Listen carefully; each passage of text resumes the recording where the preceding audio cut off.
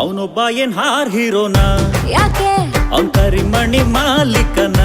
ಅಲ್ಲ ಬೆಳ್ಳುಳ್ಳಿ ಕಬಾಬ್ one more ನಾನ್ ಹೆಂಗ್ ಕೊಂಗ್ಲಿ. ಆಲ್ರೈಟ್ ಮುಂದಕ್ಕೆ ಹೋಗೋಣ, ಯಾಕೆ ರಾಂಗ್ ಆಗ್ತಾನ್ ರಂಗಣ್ಣ. ಓಕೆ ಒಟ್ಟಾಗಿ ನಿಂತ್ರೆ ನಾವು ಜೋಡೆ ತಂಗ